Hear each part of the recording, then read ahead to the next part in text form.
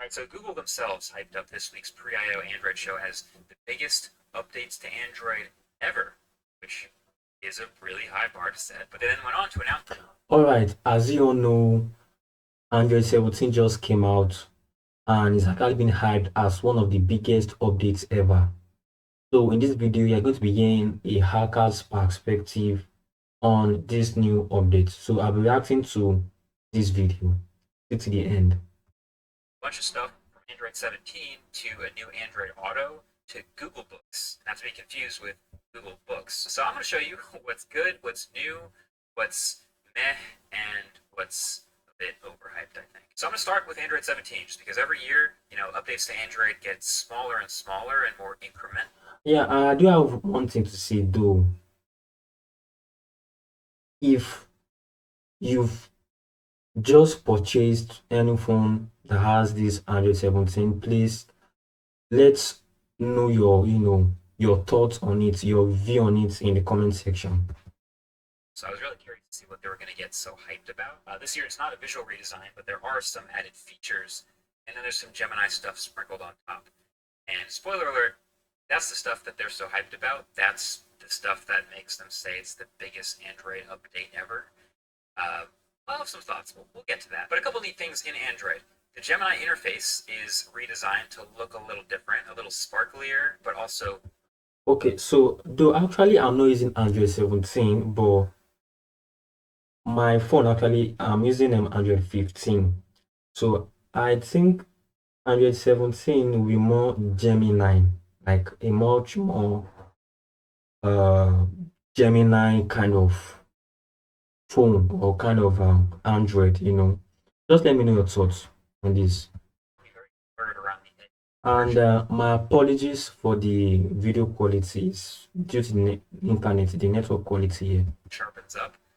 But it also says concept UI, subject to change. So I guess I shouldn't go too hard on this just yet. Autofill will expand to be better by including information that it can parse from other Google services like Gmail, Wallet, Photos, etc. So it can already, put in your name and address and the classic stuff, phone number when it fills out forms. But let's say you're filling out a weird form that also is asking for your passport number for some reason.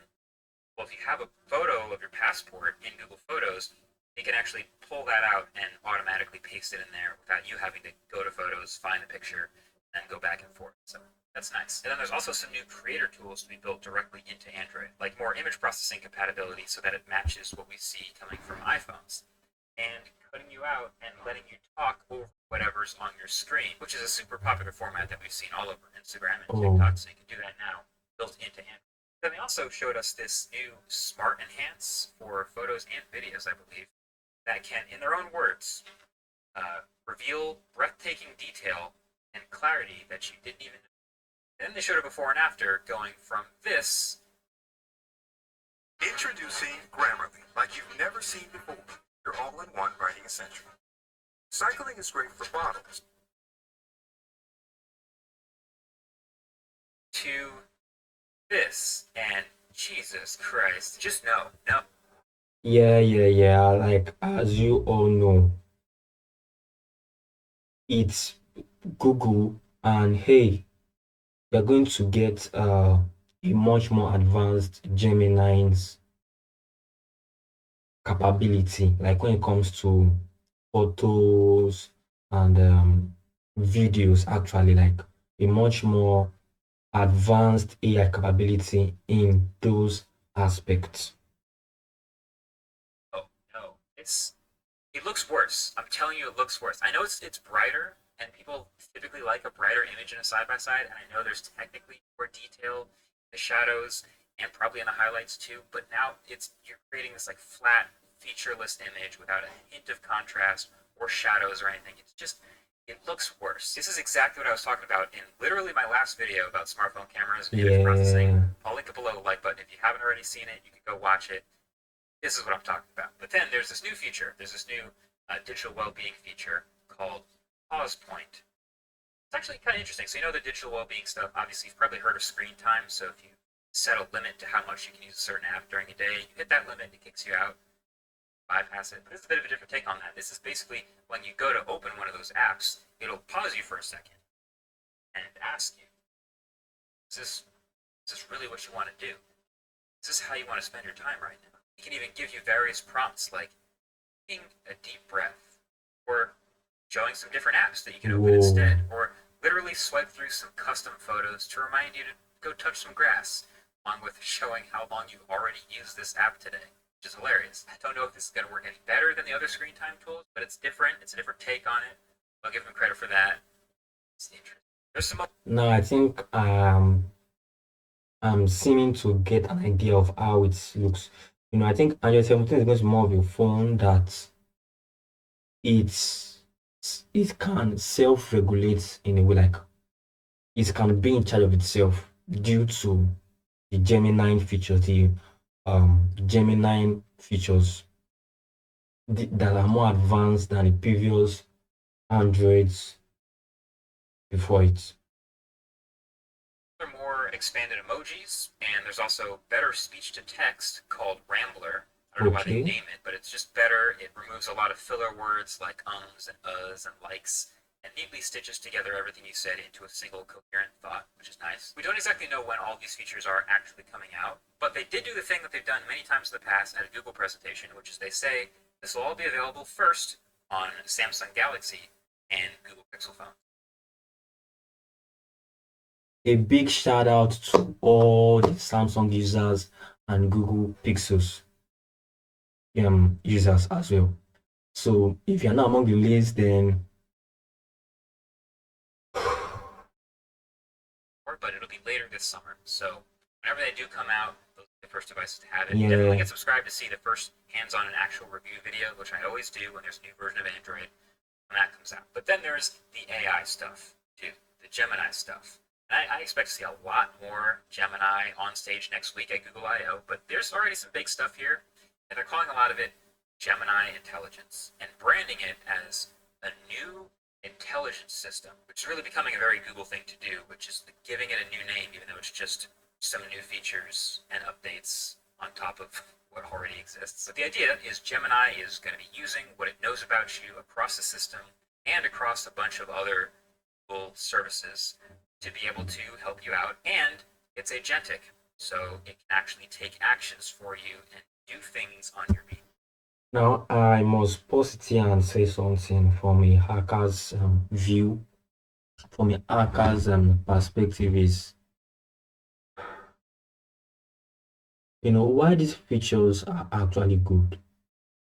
The fact that it is agentic, meaning it can actually perform certain actions on your behalf. I mean, I really don't know if it can also process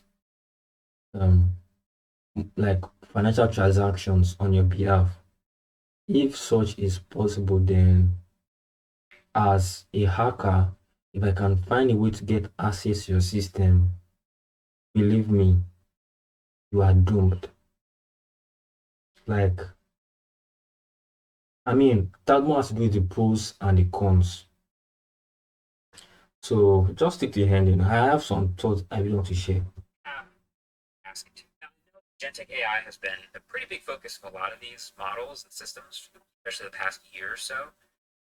And Google is making some pretty big promises about what it wants these things to be able to do, but I'm not sure how I feel about some of these promises, to be honest. Like one of the promo videos has this scene in it, right? So a guy just walks up to take a picture of a concert promo poster, texts somebody about it, they agree they want to go.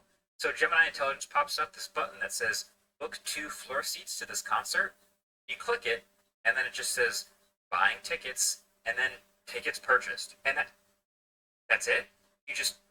That's the whole thing. That I feel like that can't be the whole thing, right? But this isn't new. Like this has always been a challenge to these like promo videos. They're trying to make an ad with like the most relatable, convenient thing that you want AI to do for you. Oh, help me plan my vacation to Italy. Give me an itinerary, and then I'll just follow it blindly. But I don't.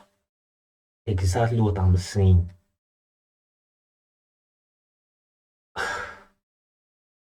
It's more of a self-regulating phone by the AI, Gemini itself can do stuffs that actually normally you are meant to be the user to do it. But since it can do it on your behalf,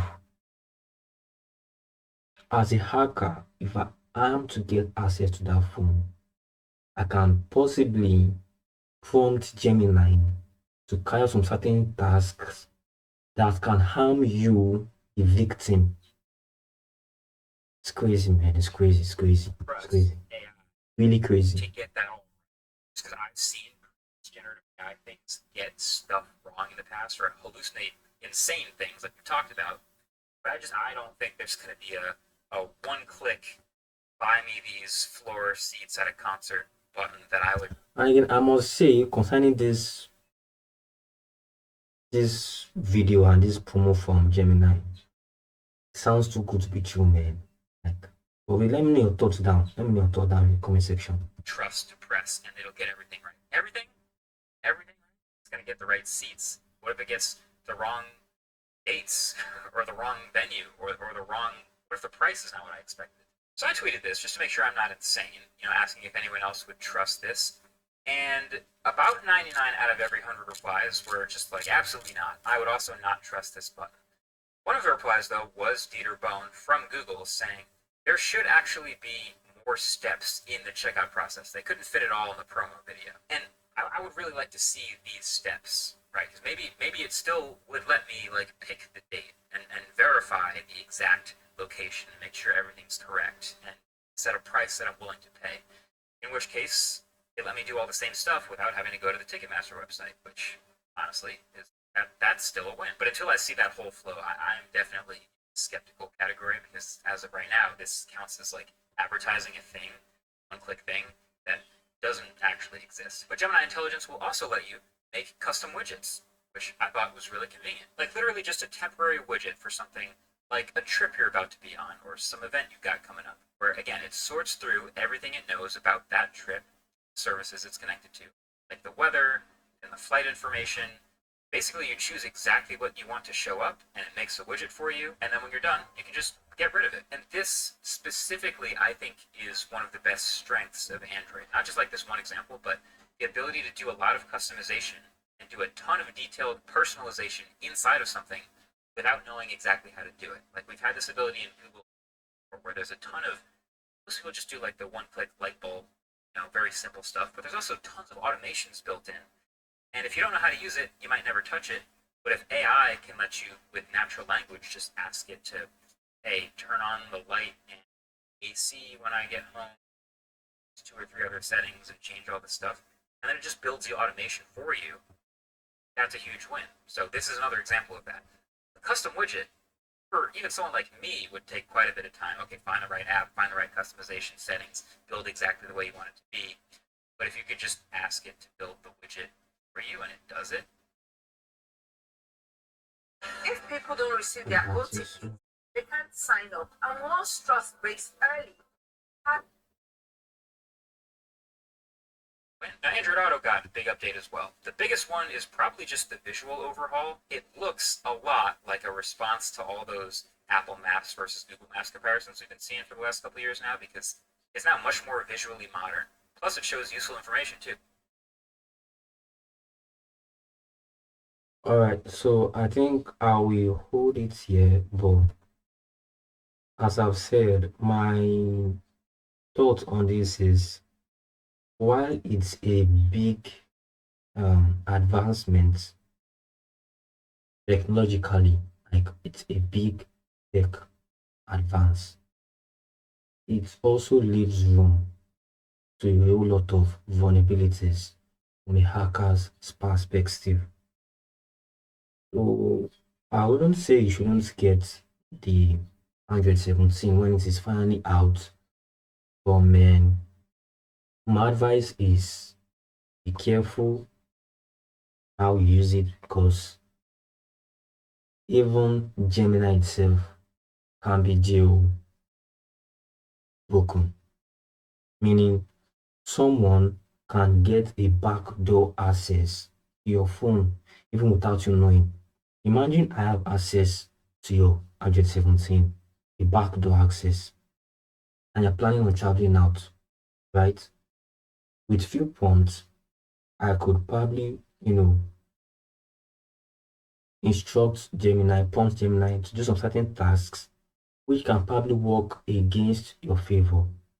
So just be careful. Like, don't fuck things up. Like, don't be silly. Let me put it that way. Don't be silly. Make use of passwords. Be careful. Don't give much power to AI. So these are my thoughts on it. And let me know your thoughts in the comment section. Thanks for watching.